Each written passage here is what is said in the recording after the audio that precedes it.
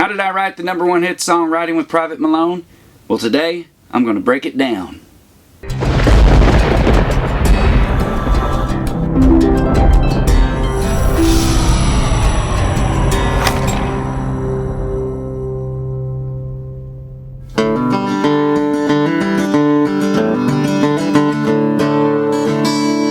I was just out of the service, thumbing through the classifieds. Okay, so he's just out of the service, so that means he's a soldier too, just like Private Malone. When an ad that said old Chevy somehow caught my eye. Now there's a famous story that I've heard over the years about some guy that found an ad in the paper and it said it was for a Corvette, and when he got there it was actually a Corvette. The lady didn't know the year or even if it ran, but I had that $1,000 in my hand. It was way back in the corner of this old ramshackle barn. 30 years of dust and dirt on that green army tarp. I've heard the story for years of the guy that finds the car for sale in the barn somewhere for a really, really sweet deal. And it's like some great vintage car that's worth a lot more than he pays for it. Now I felt a little guilty as I counted out the bills. Okay, you don't want the guy to be a jerk about it, right? But what a rush I got when I sat behind the wheel. Actually, David Ball changed that line to what a thrill I got. When we were in the studio recording it, he said, I don't want to say what a rush I got. What is that, a drug reference? Opened up the glove box, and that's when I found the note. Now, I had gone home to visit my dad in Virginia back in about 2000. And while I was there, I said, let's go see my old boss, Bill Madigan. I had sold him my first car, which was a '64 Chevrolet station wagon. Yes, station wagon. Very cool. So we went over to see Bill, and I said, hey, what'd you ever do with that old car of mine that I sold you? He said, still got it. It's sitting down there behind the barn. He said, I gave it to my nephew, and he took the motor out. He was going to fix it up, but he never got around to it, so we just hauled it down there behind the barn. So I was checking it out, and when I had sold it to him, it was in pretty good shape. But it was all faded, and it was missing the hubcap, and the window was out of it, and it was full of leaves. It was awful. It was like walking around the barn and seeing one of your loved ones laying there in the field decomposing. It was so sad. But I thought, I wonder if I left anything in this car. So I went and I got in the front seat and I looked in the glove box, and sure enough, all my papers and stuff from high school were still in there. And there were two little notebooks in there. There was a little Rite Aid spiral notebook and a little black book that it looked like a little diary. And those were the notebooks that my dad had kept in the car to keep track of the maintenance and everything when he had bought it. And when I saw that little black book, I thought, wow, what if this was a diary from the guy that bought this car in 1964? And what if it wasn't a dorky station wagon? What if it was a cool car like a Corvette?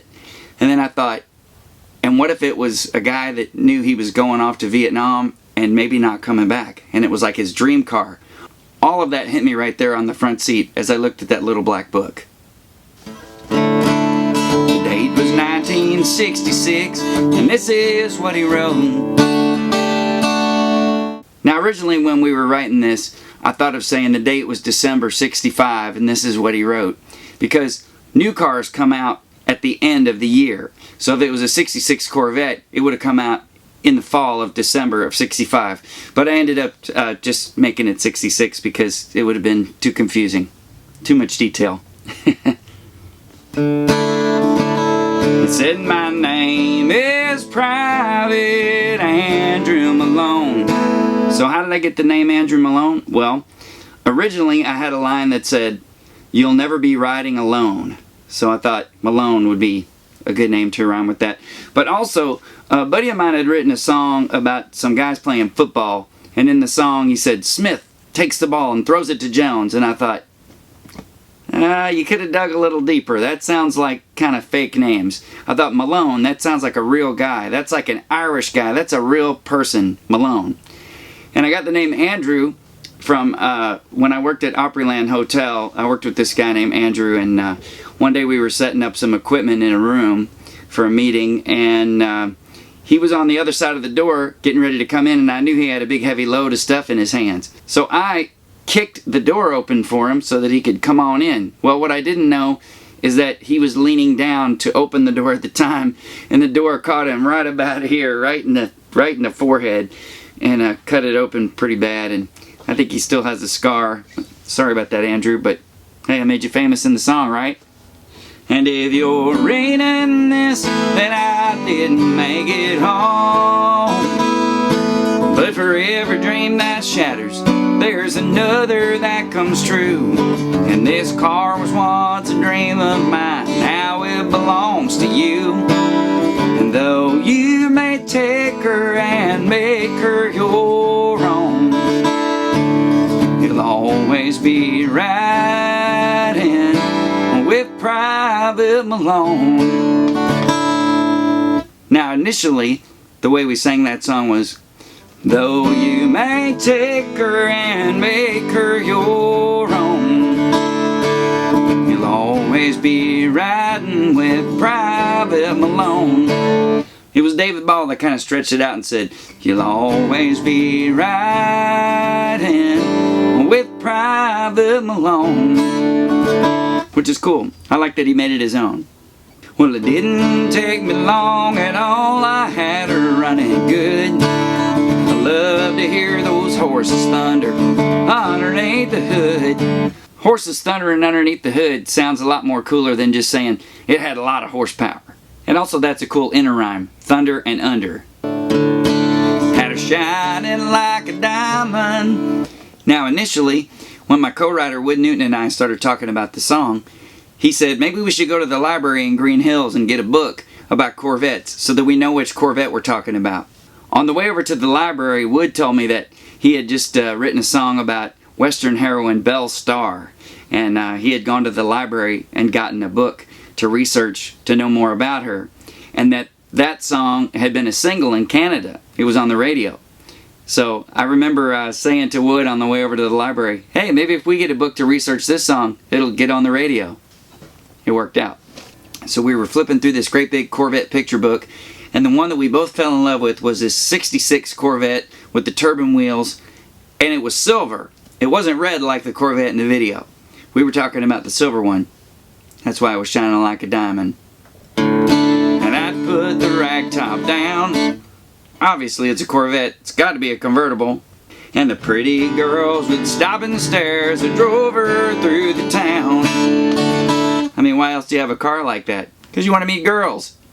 Another subtle change David Ball made was instead of saying the town, he said, I drove her through town. Because when you live in the country, you don't go to the town, you go to town. And David changing that made the song a lot more real, I think. It's subtle, but it matters. The buttons on the radio didn't seem to work quite right, but it picked up that oldies show, and especially late at night. I got this idea from the movie Christine, which is based on the book by Stephen King. It's about the guy that buys a 1958 Plymouth Fury, and it's a haunted car, and it regenerates itself when it gets wrecked and things like that. And there's a scene in the movie where the radio just comes on by itself, and it's playing 50s music because obviously Christine is a 58 Plymouth Fury. And I get the feeling sometimes if I turn real quick I'd see a soldier riding shotgun in the seat right next to me. Also, one of the stories that inspired the songwriting with Private Malone, I had read in a Reader's Digest years back about a guy that bought this used car and thought it was haunted because every time he would get out and then get back in the car, the radio station would be on, the station that he didn't listen to. And also, he felt like it was haunted because he felt this presence in the car with him at times. A young man named Private Andrew Malone. We had to change that because we're not saying he said my name was Private Malone, because we're moving the story along. Who fought for his country and never made it home. We couldn't say again, and if you're reading this, then I didn't make it home, because we've already told that part of the story. But for every dream that shatters, there's another that comes true. When one door closes, another door opens. And this car was once a dream of his, back when it was new. We change it from saying this car was once a dream of mine to this car was once a dream of his, because again, we're moving the story along. And he told me to take her and make her my own. In the first chorus, when it says, though you may take her and make her your own, it's in the first person because the guy in the story is reading it from the note. So it's in Private Malone's voice. But in the second chorus, it's third person because we're telling the story of what happened. And I was proud to be riding with Private Malone. Because who wouldn't be proud to be riding with a soldier? One that laid down his life for us. Now that second chorus has a lot of different lyrics than the first chorus, but that's okay because it moves the story along and it starts and it ends with the hook. You'll always be riding with Private Malone.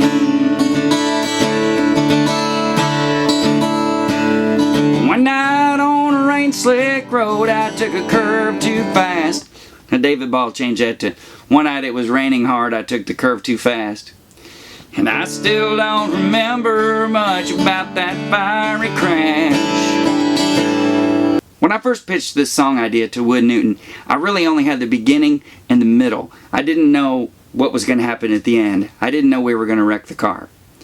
But when I initially told Wood the idea, he said, oh my God, I can't believe you told me that story because my cousin Jeff had a Corvette and he went to Vietnam. And I said, well, did he make it back? And he said, yeah, he made it back, but he died in a car wreck less than 24 hours after he got home.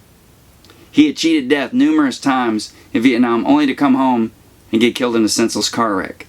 So a few sessions into writing the song, I told Wood, I think we have to wreck the car. And he's like, oh, we can't wreck the car. It's a 66 Corvette.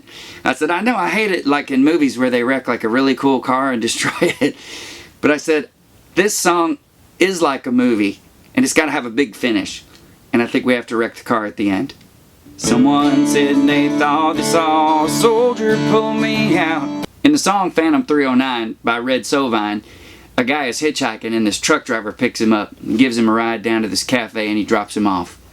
When the guy goes in the cafe and tells him that the truck driver named Joe dropped him off, they said, oh man, you know, 10 years ago, Joe was driving his rig over the hill and there's a school bus full of kids in the intersection, and rather than slaughtering all those kids, Joe swerved and wrecked his truck, and that was the end of Joe in Phantom 309.